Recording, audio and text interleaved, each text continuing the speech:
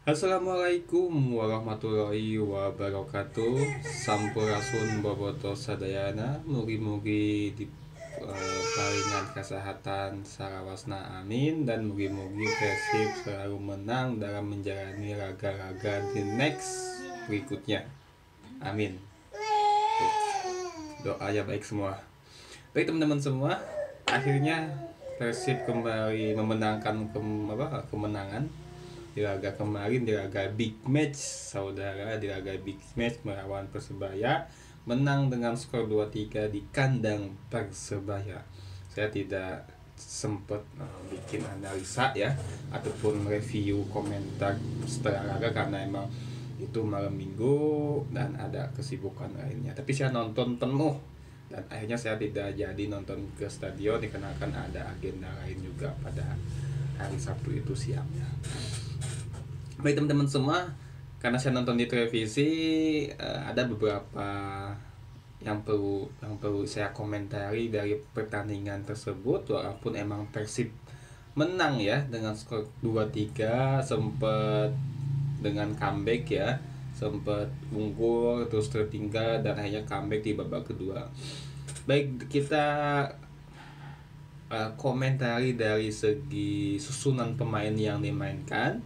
Boyan Hodak kembali memainkan seperti biasa skemanya 4-4-1-1, yang dimana kali ini Ciro Alves dijadikan starter ataupun pemain utama line up di skuad Persib Bandung. Ciro Alves itu disimpan di sayap, terus depannya tuh seperti biasa David da Silva, di penjaga gawang ya Teja seperti biasa, cuma ada pergeseran ya karena Daisuke Sato tidak bisa main akibat akumulasi. Akhirnya tetap memainkan Edo Febriansa, tapi Edo Febriansa diposisikan sebagai posisi aslinya ketika sebelum ke Persib, yaitu di bek kiri. Nah, di depan satu ada Ciro Alves, tengahnya itu seperti biasa ada Madinda, Krok, dan ada tambahan yaitu Ahmad Irianto kembali dimainkan, yang biasanya Deddy Kusnandar sejak di Asian Games. Dia main di Asian Games, jadi suka menempati posisi tersebut. Karena dia udah kembali, akhirnya Ahmad Irianto menjadi gelandang di tengah, satu posisi sejajar dengan Makrok dan Madinda. Dan kembali lagi untuk posisi jatah pemain di bawah U23, Beckham Putra kembali dimainkan, tapi Beckham kembali dimainkan sebagai sayap kanan. Ini menjadi sebuah terobosan dari Boyan Hodak juga ya, mencoba untuk memposisikan Beckham Putra di posisi lainnya. Padahal posisi aslinya Beckham Putra adalah di gelandang serang, gelandang kreatif, tapi dia bermain di bek kanan. Jalannya pertandingan kemarin saya melihat cukup seru, sangat seru malahan ya. Terjadi jual beli serangan dan seperti biasa Persebaya menguasai lini tengah. Saya pernah bilang di konten sebelumnya, ada beberapa pemain yang mesti diwaspadai, yaitu Rafa Adi Utama karena dia sering bikin ya mungkin sensitif ya kalau saya mengasumsikan. Terus ada Bruno Borera, ini sangat berbahaya, dan Zevarente. Akhirnya yang Bruno Borera emang sangat terbukti dia menjadi beberapa kali pergerakannya sangat membahayakan bagi Persib Bandung, dan kita lihat bahkan dia mencetak gol. Dia tuh tipe pemain dari sisi capping dan kasih tendangan pressing masuk, dan kembali lagi terjadi dia mencetak gol sangat bagus sekali. Bahkan di gol kedua pun juga, itu yang gol penalti kan sebelumnya ada crossing dari Bruno Moreira. Ya walaupun penalti tersebut agak aneh ya, bola di area kiper berbenturan, sebetulnya itu sih bagi saya itu tidak perlu penalti ataupun pelanggaran karena itu ada di area kiper. Bahkan Teja pun juga lebih dulu mengenai bola, hanya bertubrukan, dan wasitnya itu agak sedikit ngaco juga sih ya. Dan saya juga baru tahu, baru pertama kalinya lihat wasit ini memimpin Liga 1, mungkin ini wasit baru juga. Nah, akhirnya di menit ketiga Ciro Alves mencetak gol dari umpan terobosannya David da Silva, dan itu makanya kalau Ciro Alves sudah ada di depan gawang itu pasti mau berbahaya. Beda di pertandingan sebelumnya ketika melawan Persita, dia beberapa kali dapat peluang susah banget memasukkan, tapi kemarin dapatnya peluang satu langsung masuk. Terus di babak pertama kita unggul, kita kalah ya 1-2. Akhirnya Boyan Hodak tidak langsung mengganti pemain pada babak kedua, tapi dia menunggu sampai 10 menit awal, dan gol terjadi oleh David da Silva dengan asis Beckham Putra crossing yang sangat memanjakan. Di sini saya melihat David da Silva mengalami perubahan ketika ada di depan gawang. Sekarang dia tidak lama mendirai bola ketika pegang bola, dan dia mampu untuk memaksimalkan peluang menjadi gol. Dilihat dari gol kedua dan ketiga yang dia cetak, itu ya bola-bola yang sangat bagus bagi seorang striker untuk mencetak gol. Gol pertamanya dia oleh Beckham ya, tinggal kasih bola masuk dorong. Gol keduanya dia yang dari press putuan terus kasih ke Macron, capping sedikit, kasih crossing, dan itu bola yang sangat susah banget. Dia sundul dan masuk, itu bagus banget itu gol. Dan ya David da Silva menjadi pemain sangat subur di 2 pertandingan terakhir ataupun 4 pertandingan terakhir sejak melawan Ras Nusantara, Persikabo, Persita, Bayangkara FC, dan kemarin Persebaya. Total dia saat ini sudah mencetak 10 gol, yang dimana pada awal-awal musim dia sempat dikritik habis-habisan karena susah mencetak gol. Pas setelah dia mencetak gol melawan Persija, akhirnya itulah momennya dia kembali epic comeback. Dan David da Silva menjadi top skor di BRI Liga 1 dengan jumlah 10 gol di bawah Gustavo Almeida dengan 11 gol, hanya sisa 1 gol. Tapi Gustavo Almeida dia mencetak 11 gol, 5 gol diantaranya melalui penalti. Sedangkan David da Silva dari 10 gol dia hanya 2 penalti, artinya 8 gol itu dari skema ya. Sedangkan Gustavo Almeida hanya 6 gol karena sisanya dari penalti. Ya kalau penalti siapa aja sih, gak perlu striker juga tuh udah bisa lah. Artinya David da Silva menjadi ancaman bagi untuk klub-klub berikutnya, karena saya melihat David da Silva saat ini betul-betul pintar memposisikan bola dan pintar memanfaatkan peluang menjadi sebuah gol. Kita lihat 5 gol yang dia dapatkan itu peluang murni dari seorang striker. Artinya persentase untuk menjadi gol sangat tinggi yang dia cetak gitu. Nah gitu ya.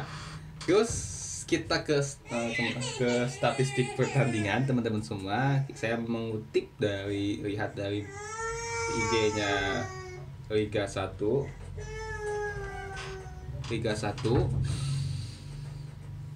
Persib emang sih beberapa pertandingan terakhir dia Persib jarang menjadi possession ball, penguasaan bola ya.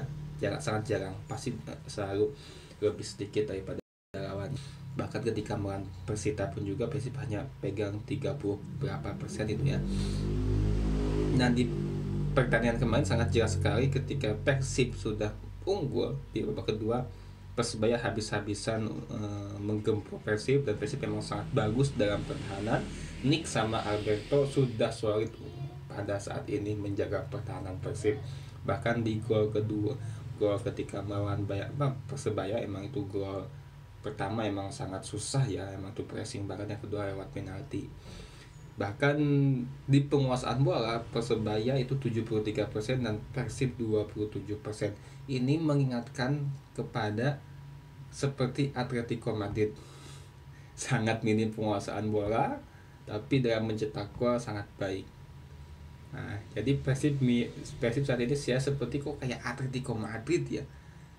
Tapi Persib bagusnya saat ini ketika counter attack itu mampu beberapa kali menjadi sebuah gol. Gol pertamanya David da Silva itu kan dari counter attack juga. Kasih Madinda umpan ke atas, Beckham dapat kosong, Beckham kasih crossing, gol. Itu counter attack juga. Gol keduanya kalau nggak salah juga dari sebuah skema ini ya, skema counter attack juga ya. Tuh, jadi Persib saat ini seperti Atletico Madrid. Total tembakannya ya ada 6. Bahkan untuk operannya Persib itu hanya 139 operan selama pertandingan, sedangkan Persebaya di 376. Hampir ya setengahnya ya. Ya itu lebih setengahnya. Akurasi operan 64%, Persebaya 3%.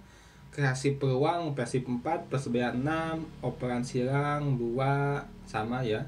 Tackle-nya ada 16, intercept-nya ada 26 dan sapuannya ada 23. Nah, ini untuk sapuan emang beberapa kali Putu Gede ataupun Alberto dia suka menyapu bola jauh. Emang banyak sih sapuannya. Itu teman-teman semua. Ada beberapa pemain yang saya sempat yang perlu kita jadikan sebagai pemain yang sangat berpengaruh di tim, yaitu adalah tentunya David da Silva dan saya lihat Mark ini dia beberapa pertandingan terakhir dia selalu memberikan assist kepada David da Silva dan itu berubah menjadi gol. Ya kemarin ketika melawan Persebaya itu asisnya bagus sekali ya teman-teman, bisa dilihat ya, capping sedikit kasih bola ke atas, gol. Dan dia sangat mulai enjoy dengan skema permainan Boyan Hodak. Dan juga saya lihat juga Rezadi Hanusa udah kembali mendapatkan menit bermain karena dia menggantikan Edo Febriansah yang ditarik keluar karena cedera. Dia menendang pemain ya, dia nendang bola tapi kena pemain Persebaya, hanya diganti dan dia cukup solid dalam mengawal ini pertahanan. Mungkin kedepannya dia akan kembali dimainkan oleh Boyan Hodak tapi sebagai pemain pengganti ya gak apa-apa sih, yang penting dapat menit bermain. Ciro Alves tidak terlalu banyak gerakan ataupun membahayakan tapi sangat efektif. Ketika dia pegang bola pasti menjadi bahan perhatian pemain lawannya. Untuk Persebaya saya melihat ya tetap si Bruno Moreira yang sangat berbahaya. Zevarente mati, saya melihat Zevarente mati pergerakannya, tidak bisa berkembang, tidak bisa hidup permainannya karena memang ada Rahmat Irianto dan Makok untuk menjaga menjaga Zevarente. Tidak seperti biasanya Zevarente bermain tidak kelihatan pada lawan Persib kemarin. Oke. Untuk posisi sedikit saya tambahin ya teman-teman semua, saat ini Persib ada di posisi ketiga. Kembali menggeser Rans Nusantara dengan poin 27 sama United yang akan melawan PSM pada hari ini Minggu. Selisih golnya 9, Madura 10. Persib menjadi tim paling produktif, paling subur sejauh ini dengan 29 golnya plus 9 selisih golnya. Madura ada di +10, Borneo di +10 dan ya berarti Borneo +9. Artinya kalau Madura United kalah dengan selisih gol 1 ataupun 2 ya, kalau 1 mungkin masih di posisi kedua karena head to headnya kemarin Madura imbang di kandang Persib. Tapi kalau Madura United kalah dengan selisih lebih 2 gol, maka Persib akan menjadi di peringkat 2 karena saat ini ya misalkan anggaplah Madura kalah 3-1, dia menjadi -8 sedangkan Persib +8 sedangkan Persib +9 dan ini menjadi potensi Persib ada di peringkat 1-2. Tapi yang jadi pertanyaan, apakah PSM mampu mengalahkan Madura United karena kemarin mereka habis dibantai oleh Sabah FA ya dengan skor 5-0 di kandang. Sangat itu pemain kacau banget itu, nggak enak. PSM mainnya jadi jelek banget. PSM saat ini di peringkat ke-12 dengan poin 18. Udah PSM susah untuk menjadi 4 besar. Terima kasih.